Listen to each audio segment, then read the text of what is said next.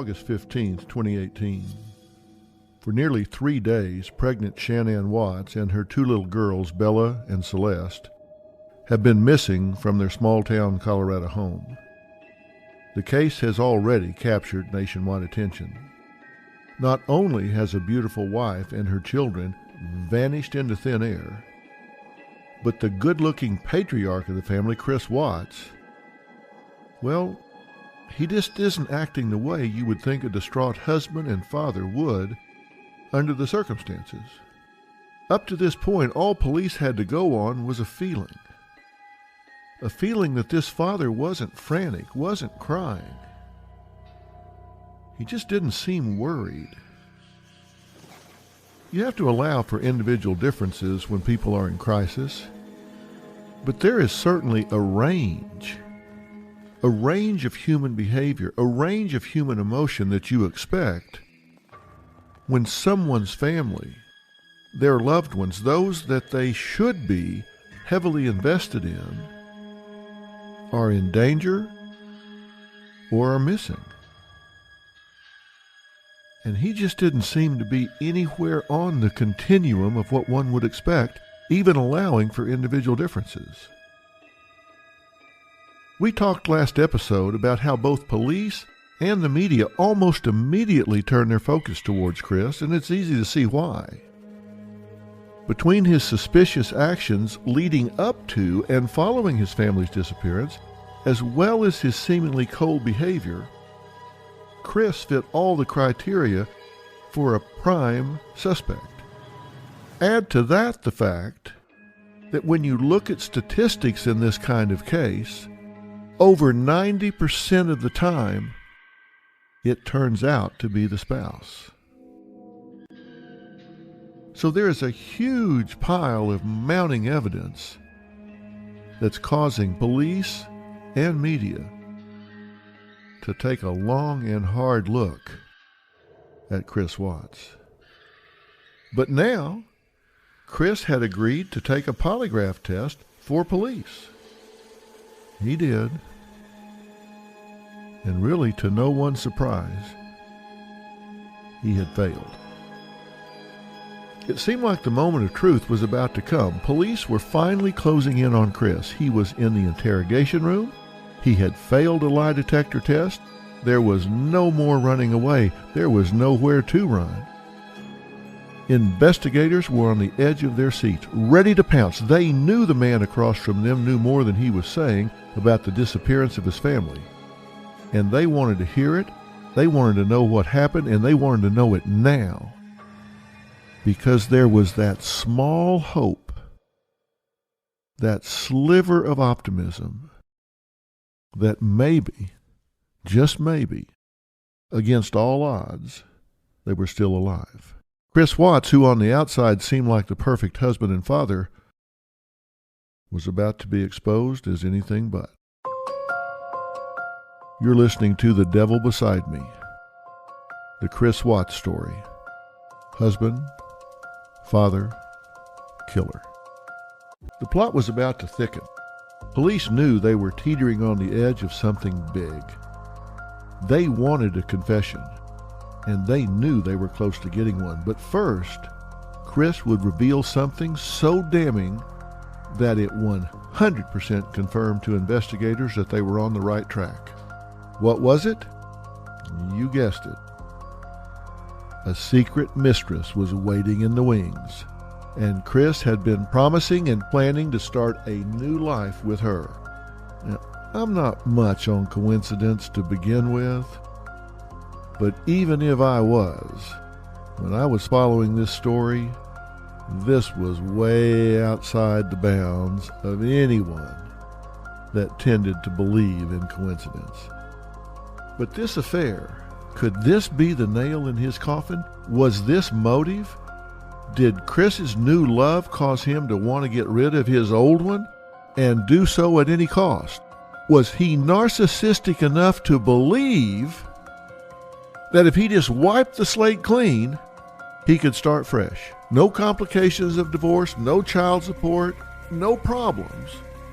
If he could just get rid of everybody, he could just start over fresh. Chris told police he had met another woman at work who he admitted had, quote, taken his breath away. So now Chris has not only failed a polygraph test that directly asked him if he was physically involved in Shanann's disappearance and if he knew her current whereabouts. He also handed police a giant clue on a silver platter that he had been carrying on an extramarital affair. So why did Chris offer this information up? Well, some speculated it was because he knew it would only be a matter of time before his affair came to light, so he thought, hey, I'm better off to bring this up on my own. Or maybe he was trying to buy himself some time. I mean, after all, he had just failed a polygraph about his missing wife and daughters. Maybe he was trying to divert attention away from the more important matter, the whereabouts of his family, and get them to look at the salacious detail of an extramarital affair. Think about it. When O.J. went on trial, what did the prosecution open up with? Did they open up with hard and fast facts about the murder? No. They opened up with circumstantial evidence about the fact that he wasn't a good husband. They sacrificed primacy with the jury because, you see, the prosecution gets to go first. Now think about when you were a kid and you and your siblings were playing and somebody knocked over a lamp. What came to your mind first? Get to mama before anybody else, because the first one to tell the story was writing on a blank slate. If you got to mama before they did and got to tell your story before they did, you had a much better chance of being believed and getting out of trouble. And when you look at what happened in the O.J. case, if they had had hard and fast evidence about his murderous behavior, they would have talked about that, but they didn't. They talked about the fact that he wasn't a good husband. So maybe without realizing what he was doing, Chris was saying, look, if I can get them talking about the fact that I'm not a good husband, if I can get them talking about the fact that I'm having an affair, if I can get them talking about that, that will give me time to do a better job of covering my tracks. Maybe he wanted to move the bodies. Maybe he wanted to do something to create more of a maze, because he was narcissistic enough to believe that his story, what he had been telling himself, was going to sell better than it actually did. Because you've heard me say your story goes a whole lot better when you're the only one telling it. But when people start asking questions, even a narcissist figures out pretty quick, yeah, this isn't going over quite like it was when I was telling it to myself in the car. So maybe he was buying time. Investigators didn't go for the deflection. They tried to guide Chris back to their main priority, locating Shanann and the girls and locating them right now. But despite them putting the pressure on him for answers, Chris still maintained that they were at the house when he left and that he had no clue what could have happened to them. Police knew that the only way Shanann and her girls could have left that house on August 13th was in Chris's car. No one had been seen leaving the house that day except for Chris. And we know that because it was captured on a neighbor's surveillance camera that just overshot their property and just caught the driveway, the garage, the traffic pattern of the cars at the Watts residence. Eventually, after hours of questioning that seemed to go nowhere, Chris asked to speak to his father, Ronnie. Now, let's think about that and put it in context for a minute. As I said, Chris naively, narcissistically, and immaturely seemed to believe if he could just wipe the slate clean, nobody would ask any questions. Just 1 week they would be there, next week he would move somebody else in, and everybody would just go, oh, well, okay. That's how a narcissist thinks. They look at it from their point of view and their point of view only. That's how immature and emotionally underdeveloped Chris Watts was. So it was no surprise when a grown man says, I want to speak to my daddy. Just like a kid getting in trouble. I want my mommy.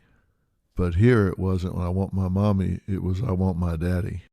The wheels were coming off, and they were coming off fast, and he was immature, and his coping mechanisms were cratering fast. And he said, I want my daddy. He said he was ready to share his story, but he wanted Daddy there, 'cause Daddy would make everything okay.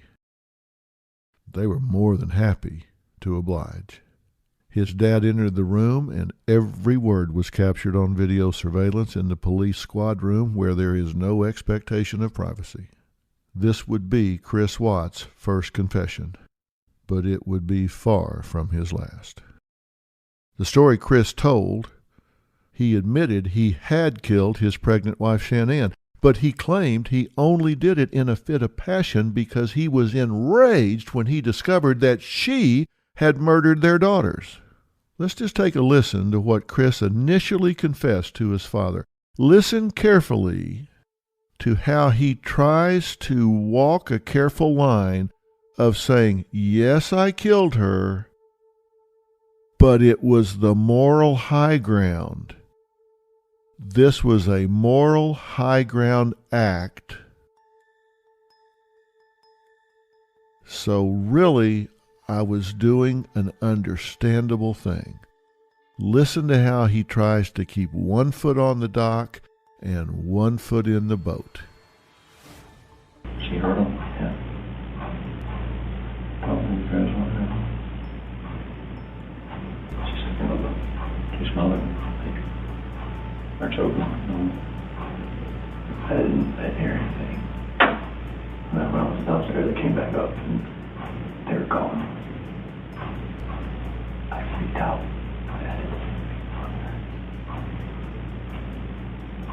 Those are my kids.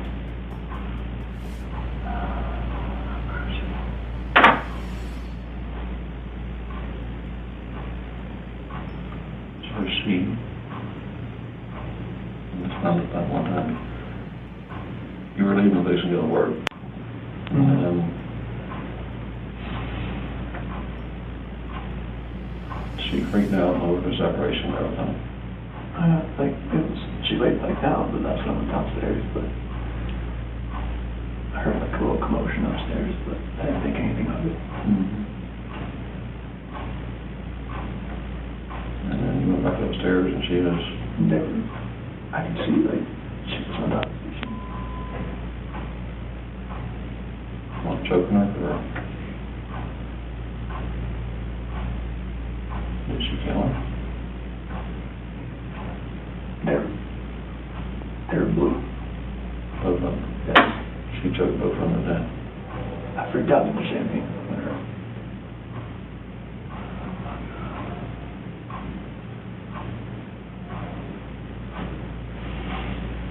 How was it? How was it?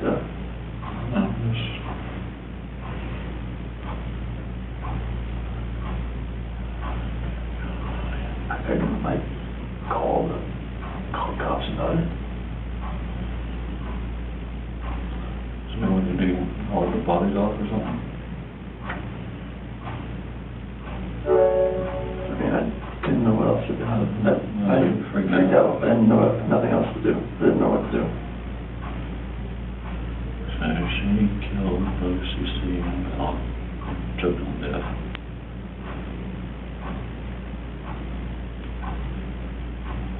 You lost it and choke her, or? That's just rage.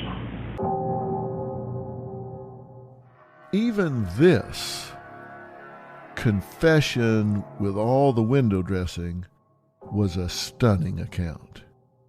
Why would a pregnant woman just choke the life out of her own two children? Everyone who knew Shanann said she was a wonderful mother who doted on her little girls and could not wait for the birth of their first son. Why in God's name would she strangle them just out of the blue? Nobody could figure that out, and you want to know why? Because you cannot make sense out of nonsense. According to Chris, he claimed that shortly after Shanann had returned home from her business trip, he fought with her about their marriage and ultimately told Shanann he wanted a divorce, then stormed downstairs. When Chris returned upstairs, he said he saw his daughter Bella blue in the face on their bed, dead. Then he saw his pregnant wife Shanann brutally strangling their daughter Celeste. Let me talk a little bit about why he would choose this particular fabrication. Remember, this is an immature, malignant narcissist. I'm just giving you my opinion here. This is how I suss this guy out. This is an immature, malignant narcissist. When I use that term, I'm using it in a clinical sense. And I'm not diagnosing him here. I'm using this in a descriptive way. But to give you some insight, the diagnosis is narcissistic personality disorder. And this is considered to be a pervasive pattern of grandiosity. Grandiosity in fantasy or behavior, which means it's hugely embellished. It's on a grand scale. Everything is blown out of proportion. They have a need for admiration, a lack of empathy, meaning an absence of feeling for other people. And there is a grandiose sense of self-importance where they exaggerate their achievements and talents.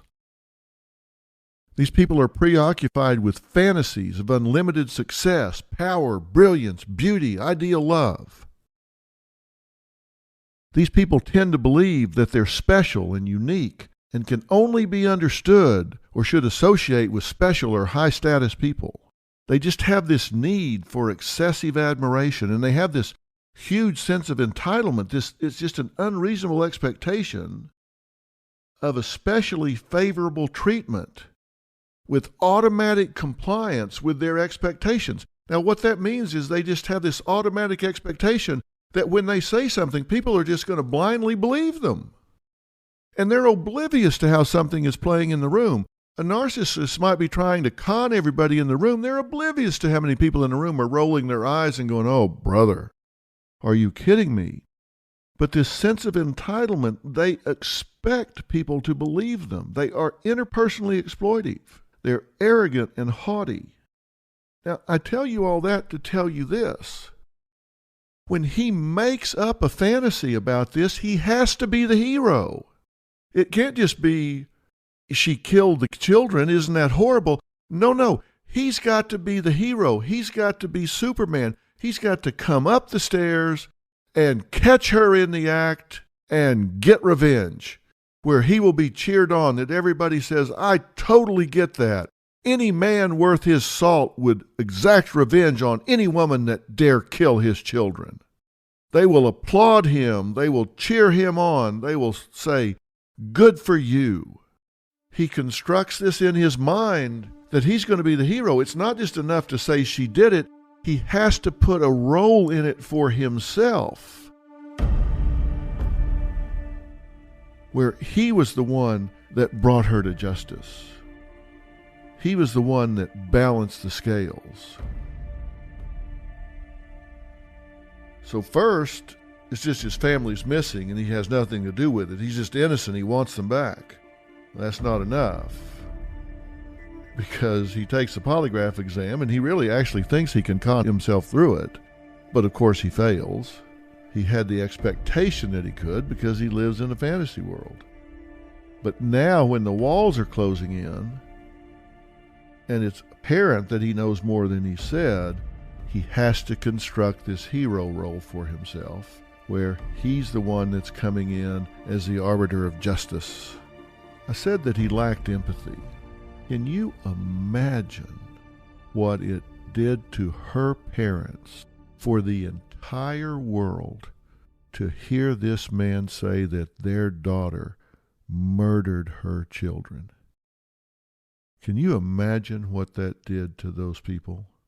I'm talking about Sandy and Frank. Now, I've sat down with those people and talked to them in an exclusive interview. First time they talked about this, I saw the pain in their eyes, and anyone would know that there would be pain if somebody exacted those kind of allegations. But if you don't have empathy, you don't even think about that. Not only had this man murdered their daughter, but now he murders her reputation. He had blamed her and accused her of the unthinkable, a horrible act that they knew, Sandy and Frank knew, she would never do. This case may have turned into tabloid fodder with headlines about a monster husband, but we have to remember these are real families whose lives were destroyed. When I sat down with Shanann's family, one of the most moving moments was when her mother recounted the moment she says she actually physically felt her daughter pass in the most spiritual yet physical way. Dr. Phil, I felt my daughter's spirit go through my forehead the moment she died. And I woke up, and when I was just, something woke me up, and I sat at the foot of, sat up, and a spear went through my forehead, and I heard the Holy Spirit say, Shanann. And I said, holy shit, something happened to my daughter. I knew, I swear to God, I knew. Mm-hmm. I woke up Frankie, I woke up the whole house. I said, something's wrong with Shanann. I'm telling you, something's wrong, and she's never left my side since she's passed. Right from the start, investigators weren't buying what Chris was selling, but they hoped that little by little they could continue to chip away at his lies and finally find the truth. While this case was taking on a life of its own, at this point, the Frederick County Police Department's main priority was still to locate Shanann and her daughters, then get to the bottom of what had actually happened to them. During Chris's riveting conversation with his father, he finally divulged where they were. They'd been looking for 3 days, and he had known where they were the entire time because he had put them there. Now, we're ultimately going to find out that his truth had versions. And there aren't versions of the truth, there's just the truth. But Chris had versions of the truth. And his current version was that in the early morning hours of August 14th, he loaded the lifeless bodies of his wife and 2 girls into his pickup truck and drove off, just as police had suspected. There was never any scheduled play date for the girls, as Chris had previously stated.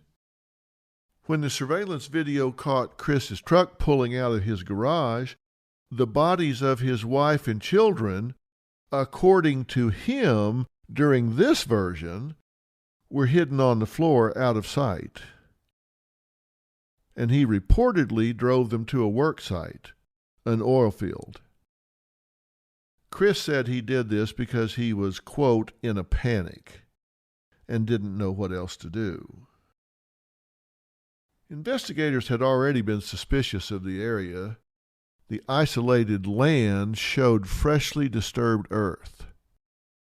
A bed sheet was also found at the site that matched the sheet and pillowcase that were found in the trash at the Watts family home. Chris was shown an aerial photo of the oil field by investigators, and he identified exactly where he had concealed his wife and children's bodies. I think about the officers at the scene. It had to be chilling. The photos and video footage of the site, well, they're just haunting. Aside from the 2 massive oil holding tanks, there is nothing but dusty earth and weeds. And they just seem to stretch out endlessly. It's a desolate place, and it's a horrifying thought that someone would callously dispose of their family's bodies in this makeshift grave. When we think about it, when you say it real fast, you talk about bodies and graves, it doesn't really do justice to it, because you're talking about a man that buried a woman that he had children with, that he had laid in bed with, that he had held in his arms, that he had had dinner with, talked about sharing their lives together. Little did she know that this man with whom she shared dreams, created children with, would one day murder her and bury her in a shallow grave at a desolate oil site. It's almost impossible to even wrap your head around.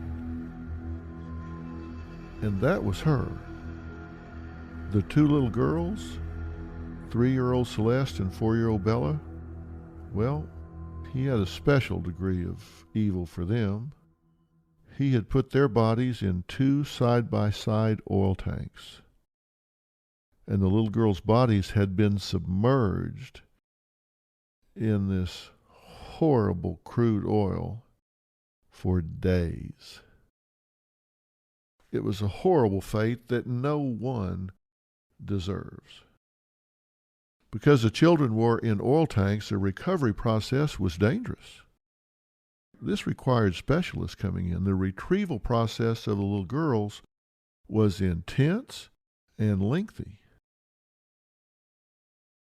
The autopsy showed Bella and Celeste were smothered. Oil was found inside their stomachs from being submerged in the massive tanks. According to the report, Bella showed signs of having fought back and bit her tongue while she was being smothered. Shanann was strangled and had signs of purple-black bruising on her neck, as well as possible abrasions going up the left side of her face. Chris might have tried to pin the murders of Bella and Celeste on Shanann, but the autopsy report didn't necessarily support this story. Physically, it just did not seem likely that Shanann, in her second trimester, would have had the physical means to carry out these murders, let alone the emotional capability. And we do know that she was not constitutionally strong. She was not constitutionally well. What haunts me to this day is what Shanann's mother told me. I think if I live another 100 years, I'll never be able to unhear it. She told me that Bella and Celeste's bodies were so saturated in oil that they could not fly the children's bodies homes to be buried because there was too much danger of them spontaneously igniting and creating an explosion that could bring an airliner down. They said it was just too risky. That's how saturated those poor children's bodies were. Shanann's family also insisted that there was no way that Shanann... Police were about to dig deeper, and they started with Chris's mistress, Nichol Kessinger. Police were eager to hear the pretty brunette's account of what happened between her and Chris, and she delivered. All of the press coverage of the case convinced Nichol that she had no choice but to go to the police, and when she did, she sang like a canary. She either figured out or somebody told her, you better get in front of this, and you better get in front of it right now. Because if they have to come looking for you, if they think you're complicit in this, if they think you're withholding information, if they think you are obstructing justice, you could wind up right beside him. Somebody told her, this is not ride or die, girl. This guy's going down, and you better bail and bail now. In interviews, Nichol came across as sweet and laid back, a Midwestern girl next door type. She's bright, too. She's a geologist and the kind of girl who likes to kick back with a beer while taking in a sports game. She can hang with the guys. She shies away from drama to a guy like Chris, who by others' accounts felt bogged down with family obligations. Maybe Nichol seemed like a fun departure from his reality. According to Nichol, she officially met Chris in June of 2018. She worked at his oil company in the environmental department when one day he strolled into her office to formally introduce himself. Nichol says she was struck by his good looks. He wasn't wearing a wedding ring, so she didn't see the harm in getting to know him. When they began to flirt, she didn't see the harm in that either. In her mind, they were two single, attractive, available people. From the beginning, Chris wanted Nichol, and he seemed to have no problem with telling her outright lies in order to keep her interested and to keep up the charade that he was a real catch and a great guy. Nichol was unable to believe her good luck. There's a handsome guy at work with a winning smile and a sweet personality, and he is actively pursuing her. She says she hesitated because he was, in his words, newly separated. But she liked him enough that she pushed those feelings aside.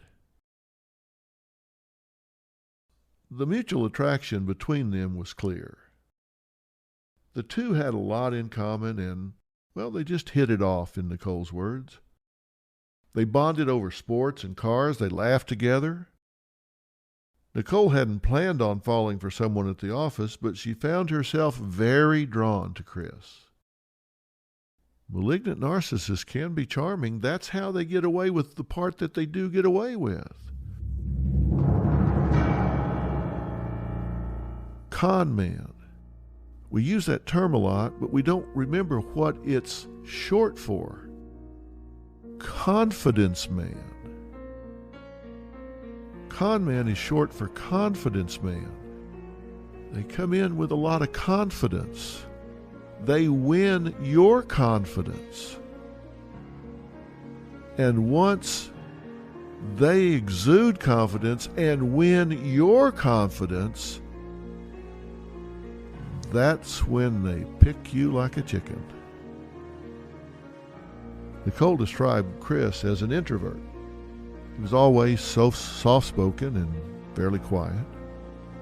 But that didn't bother Nichol. Chris often told her he felt like he could open up to her in a way that he just couldn't with anyone else. He made her feel special. That she understood him while others didn't, and Nichol appreciated that he was a good listener. Chris seemed to think everything Nichol said was interesting. He cared about her thoughts and her feelings. During their relationship, Nichol told police she never once saw him lose his temper. He seemed to her like he was an even-keeled guy. Sensitive even. He didn't mention he had children at first. When Chris eventually did tell Nichol he was the father of 2 little girls, well, she thought it was sweet. He mentioned Bella and Celeste to Nichol because they were talking about Father's Day plans.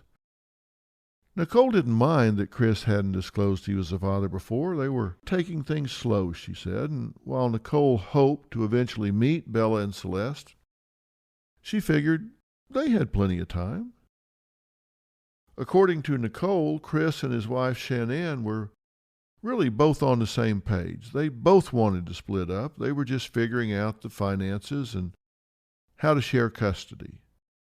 Until all that was worked out, Nichol claims that she wasn't in any rush to push herself into the girls' lives.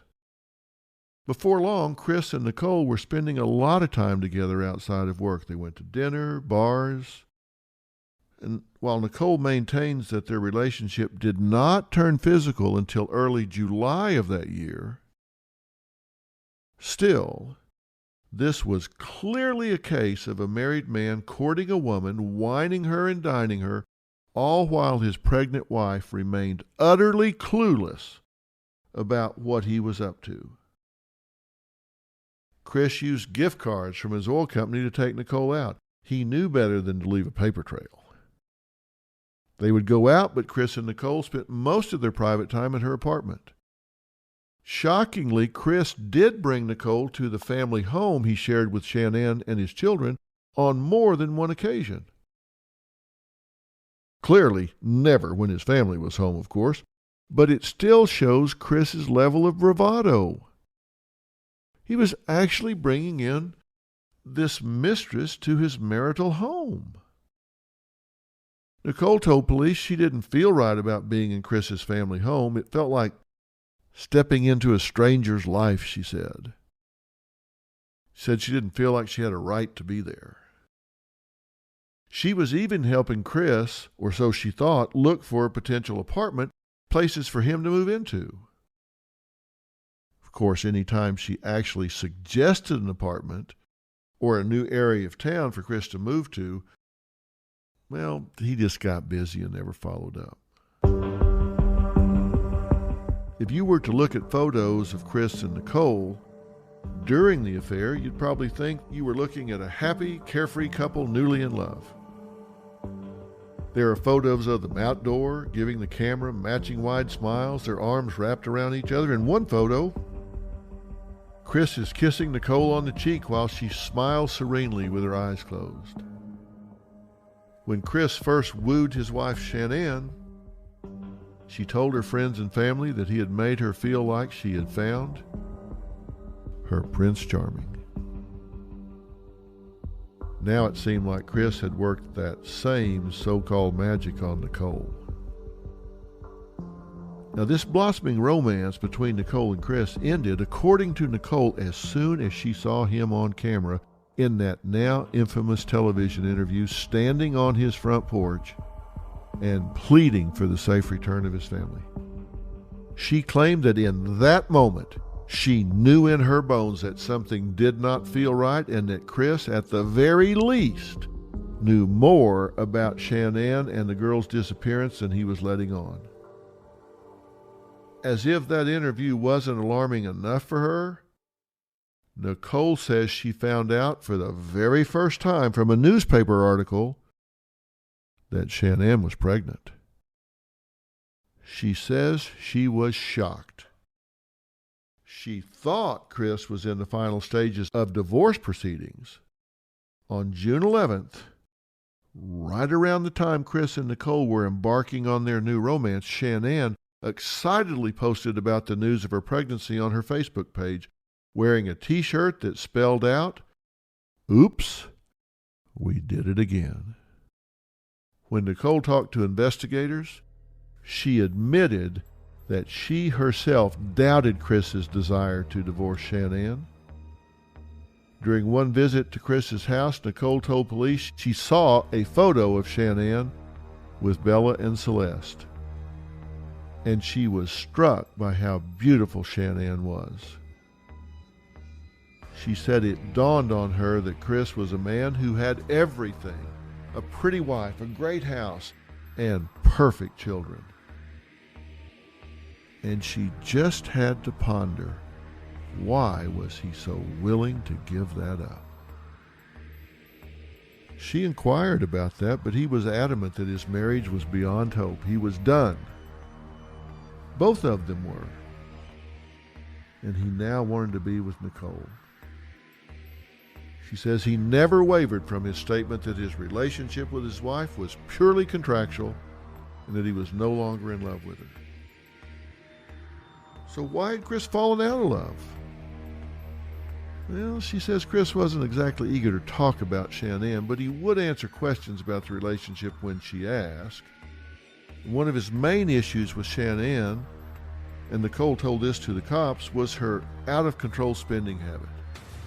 Yes, they had a nice, spacious house, but Chris claimed they were housebroke, and that the lifestyle Shanann was having them lead left them constantly trying to keep their head above water financially, that it wasn't going to be possible to keep up.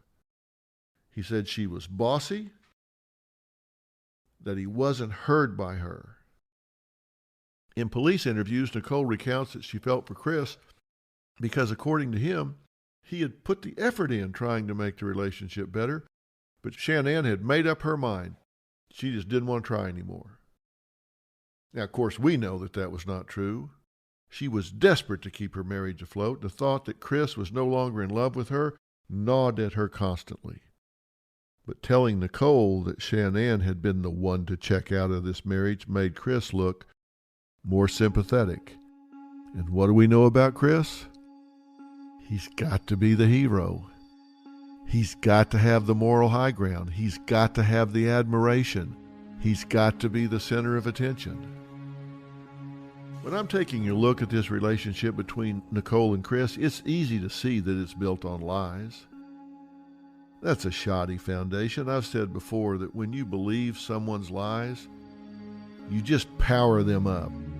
It can be intoxicating for a liar. They're getting away with deceit.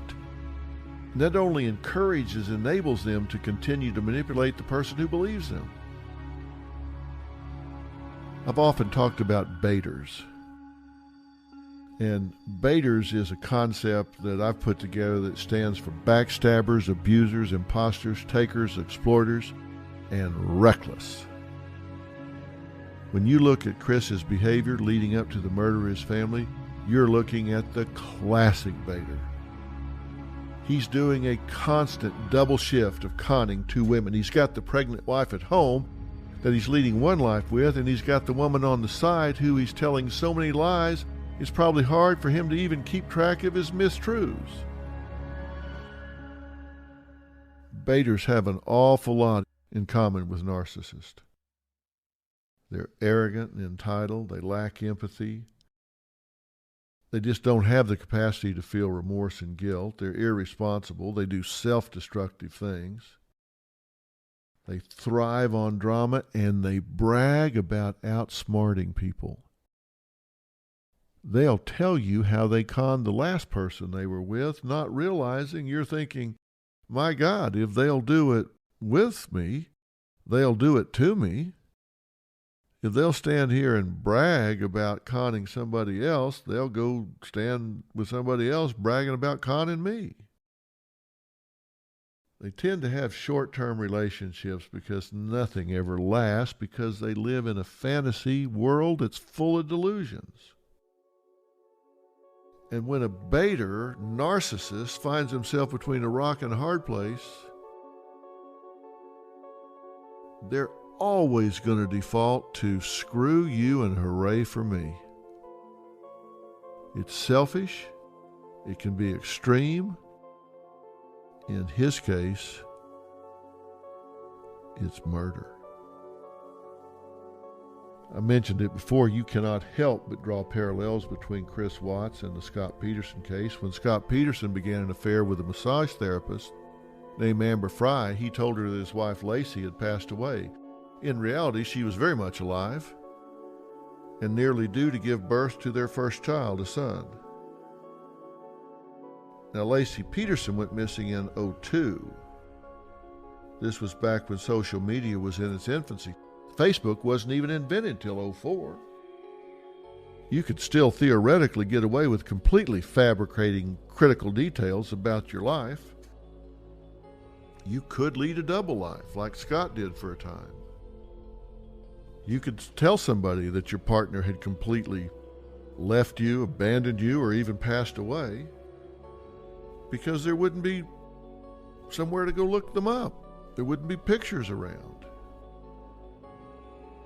Now, Chris didn't claim that his wife had passed, but he did lie and tell his mistress that he was getting a divorce in both instances.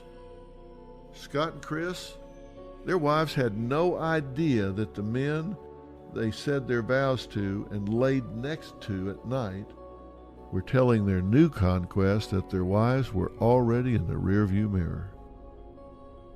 Eventually, both men had to figure out a way to make the lies they had been telling true. Now, I've been talking about the similarities between Scott Peterson and Chris Watts.